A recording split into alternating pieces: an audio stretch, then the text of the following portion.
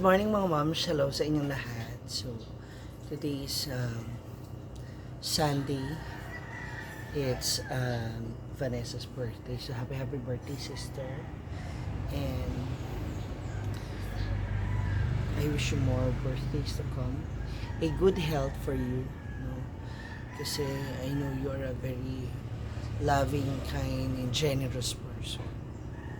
No, alam namin yan ng mga taong napakamalapit sa'yo.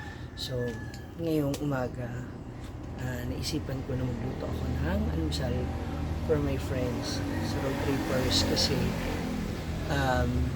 most of the time, kapag may mga lakad talaga kami, kumakain kami sa labas. Pero ngayon, I'm going to make a breakfast for them. Actually, gusto ko sana lunch din. Kaya lang sila kasi may lakad na naman kami mamaya. So, baka hindi naman namin pwedeng baunin yung food. Pero, malaman na lang natin later. For the meantime, gusto ko magluto ng breakfast for them. Kasi galing kami sa isang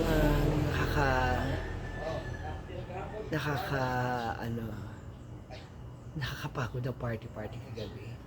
May halong kilig, at syempre napakasayang party kagabi. Actually, sobra. Ang saya lang na though, syempre hindi ako nakipagsiksikan para makipag-disco or what. Pero, ang saya-saya, malalaman niyo yan sa mga post ko sa susunod kung bakit ko nasabi talagang napakasaya. Well, maliban syempre sa birthday celebration ng aming friend, meron napakasaya nangyari sa akin sa loob ng Surigao Beach Club. Ang saya-saya ako talaga. Kaya siguro hindi rin ako masyado nakatulog. Maaga rin talaga ako nagising. So ngayon, samahan niyo na ako magluto. Okay. Unahin na natin magsaing. Good thing, dito sa aming na-stayan na accommodation sa dito sa Siargao, sa Mazawa is pwede ka magluto. They have their common kitchen so you can use their utensils, kanilang gas, everything na nandito sa kanilang kusina. So pagluto na natin sila. Kung ano yung mga lulutuin ko, panoorin nyo na lang. So mga moms, andito na yung mga pinamili ko. Wow. Yung nagluluto naka-backlist. Huwag na kayong manggigil mga moms. Hindi naman to bago sa inyong paningin. So, may mga tirang hugasin yung mga bisita rito. Hindi pa alam kung saan yung ilalagay yung ibang daw may mga alaga-alaga sila dito.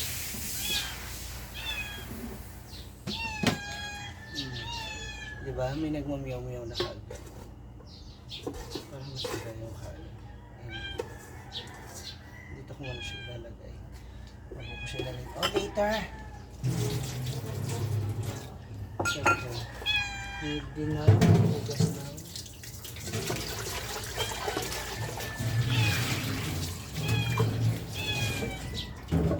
Actually, honestly talaga, bihira lang talaga ako. For them. So, gusto ko lang i-grab kong opportunity. Kasi mamaya pupunta kami sa Cloud9 at sa Afam Bridge. So hopefully makakuha tayo ng Afam.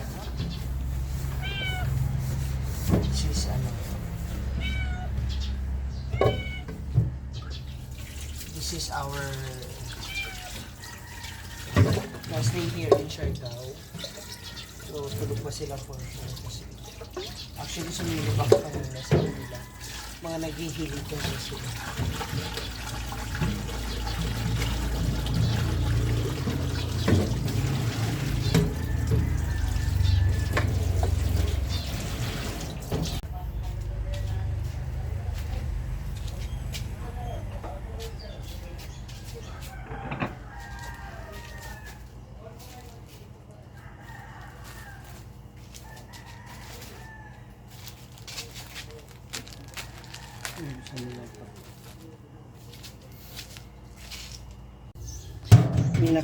May nabili akong bango sa merkado kanina, so naisip ko, tapos nagbo-boneless sila, so hindi ko na-miss din nila itong isda kasi puro kami pork, so ngayon na iba naman. Ang gagawin naman natin dito ay hugasan muna natin syempre bago natin siya i-marinate sa bawang, paminta at suka. Hiwa na tayo ng mga pang ricados.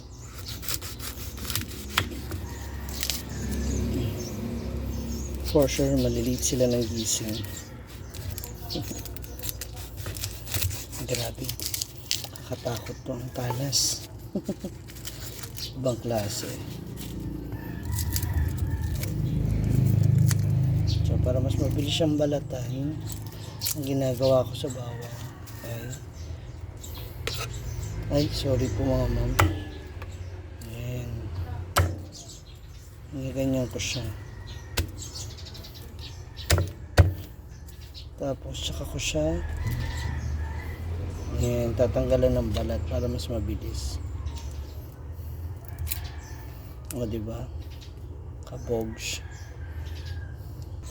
Ayan naman na yung ating bangus. So lalagyan lang natin siya ng suka. Ayan. And of course yung ating hiniwang bawang kanina. Para habang tulog pa sila, mamarinate muna natin yan. At higit sa lahat, syempre, yung ating pamintang durog. Yan. At pwede na natin ligburan ng mga kampong pagkalasa para mamarinate. At kung alam mo, nagugas ka na ng kamay. Yan. Pero maganda kasi ito mga moms kung naka-flatten siya para ma-absorb niya maigi yung timpla ng ano ba yan, yung mga nilagay natin na pampalasa. Na-transfer natin siya sa medyo flat, kaya yung laman na part niya, yun ang pinadapa natin para ma-absorb niya yung ating tinimplang vinegar ng daing. Yan.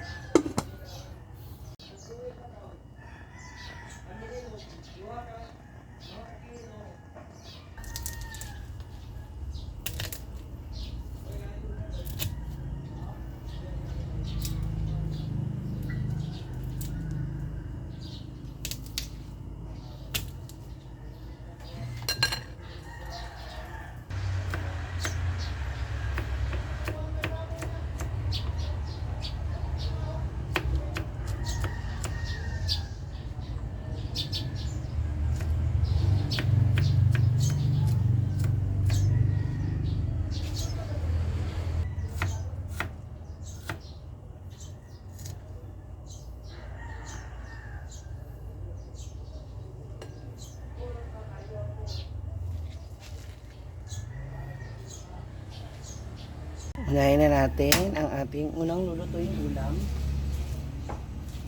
para sa ating almusal. Siyempre, nakita nyo naman, obviously, painitin muna natin yung kawali bago natin painitin yung ulo nila. Charot. So, naglagay ako ng water. Isang cup lang naman yun kasi kaunti lang naman. Dahil kaunti lang din naman ang ating lulutuin. Tiyara, longganisa na favorite ng ating birthday girl. Yan. Siyempre, dinugasan muna natin yung bago natin nilagay dyan. Okay, so hintayin muna natin siya kumulo hanggang sa kusa siyang mantika.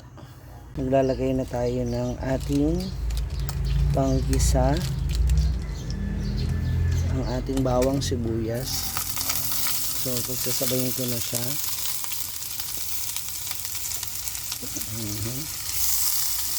May idea na ba kayo? Ano yung niluluto natin mga moms? Don't forget, huwag nyo kalilimutan, don't skip the ads, huwag nyo alisin yung mga ads mga moms. I love you. So, gisahin lang natin ito ng gisahin na igi. Pwede na natin isunod yung carrots. Huwag lang po natin masyadong anihin yung bawang para hindi pumait yung lasa. So, lutuin natin siya maigi. Nilalagyan ko na siya ng paminta para masama muna siya sa paggisa o pagluto. Saka natin haluin ulit. Ayan, at kapag ganyan na siya, alam nyo medyo luto na yung ating carrots, pwede na natin isunod ang ating corn beef. Wow, ang bango ng corn beef natin mga moms. Naamoy ko po talaga yung ano.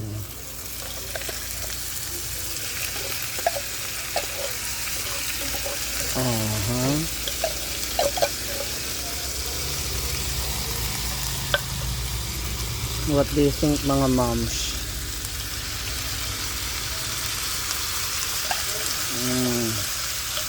Kahit anong corned beef pwede nyo gamitin, mga moms, siya. Then haluin natin siya. Hinaan natin yung apoy. Baka masunog. So you can see dun sa kabila on, medyo natutuyo na siya at nagmamantika na yung ating longganisa. So haluin lang natin siya ng haluin hanggang sa mag-isa siya ng husto. Ayan, pwede mo nang lagyan ng mga pampalasa ang iyong ulam na niluluto. Nadagdagan ko lang siya ng pepper. I love pepper. So hindi ko na sinobrahan, baka yung iba hindi mahilig sa paminta. So nakita niyo naman sa kabila, nalingat tayo. Ayan. Pero hindi naman siya sunog na sunog, mga moms. Ayan. Diba? Pag nalingat ka, ayan, yan ang resulta.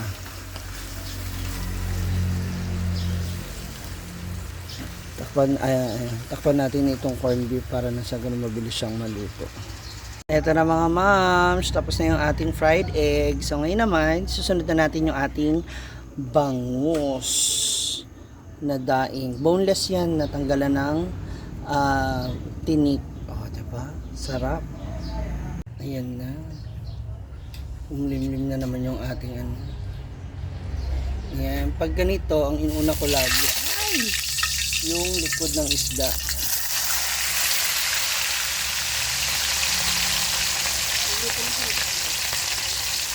So yung isa lang muna ano natin para again, kung palpak man yan, isa lang yung durog-durog. Diba? Pag alam natin hindi na siya dumidikit, pwede mo na ilagay yung susunod na isda. Ow! Get ow! Ito na yung ating bangus and of course yung ating mushroom soup. So sa mga lasing, ito na. Namnamin nyo. Ay! Matasik na siya. Tapos tawagin na natin yung ating mga friendship kakain na. Desa! Ito okay na to, sister.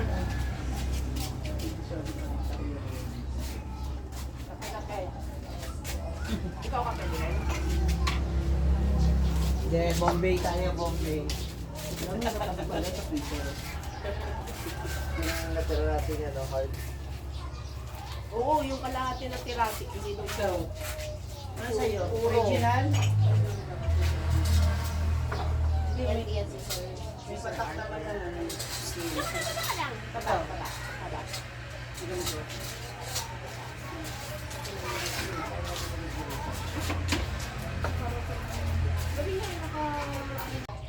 Ano, kaya pa?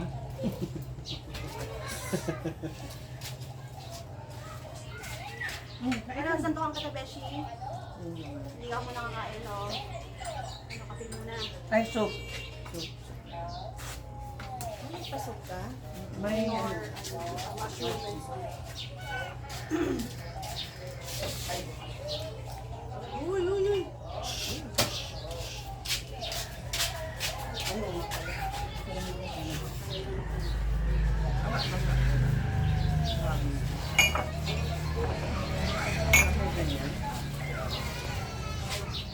Grabe kompleto yung community niya. wala tayo. Ang kanto yun. Ano siya namin? Namiss ko bigla tuloy yung Lagi sa bigla. Hanapin nila luto mo rin doon. So, yan. Hindi, sila rin naman nagluluto. Pero ano yung mga dayo siya nang niluluto? Minudo, fried chicken, pork chop. Gulay nila doon. Kapsay gusto nila. Dapat hindi nagpapalit ka. Oo. Parang may Pero yung mga talagang the usual, bet yung na malakas bet nila, talaga. torta, minuto, torta hindi ko nawawala. Sila do, tuloy. Para pa rin ako nasa karinderya. Kasi,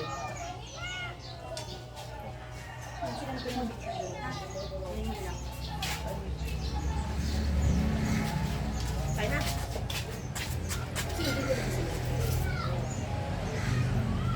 Birthday girl lang.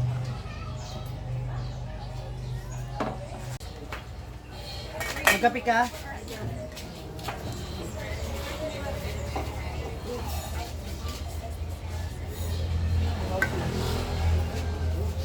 Meron. 3 in 1? Hydrate. Ay, bakit?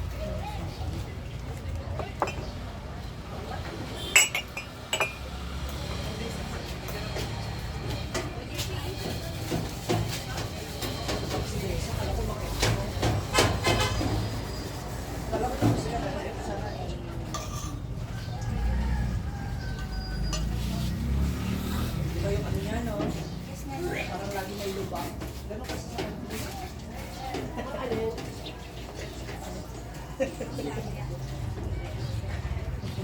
yung hilik ni Sige, parang nalulog dumadaan sa lubang. Tukaan. Meron ba sa ref? Meron pa sa ref. Kinuha na yung ano, styro, ay yung cooler.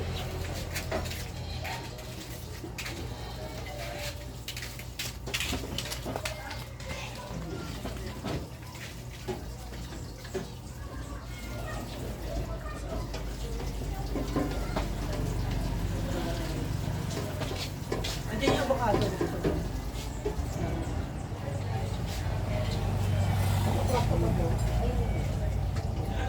Ha? Oo, hinog mo.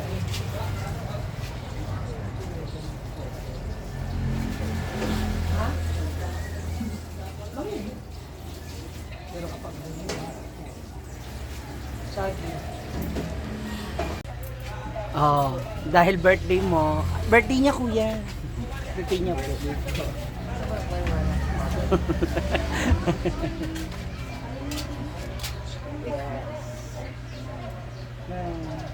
May longganisa ha.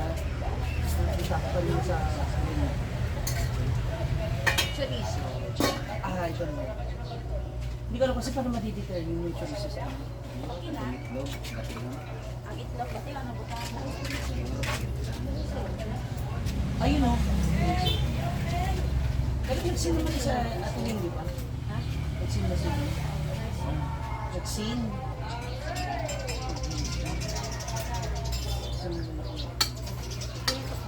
Hindi. Yan na kaya. Ay, sa bakla. Ang ako doon sa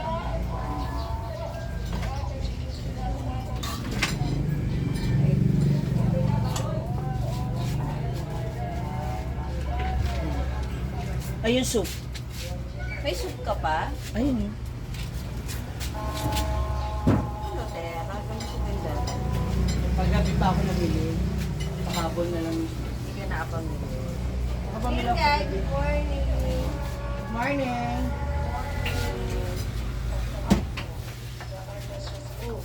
Mushroom. Buffet. Buffet. Birthday kasi. Para kay Gren talaga to actually. Kaya lang soup lang daw siya. Walang pala naglaki ng noodles sa lang tayo. Wala, nag-ano pa siya. Nagpifinishing pa si Gren. Nang? Kalsada.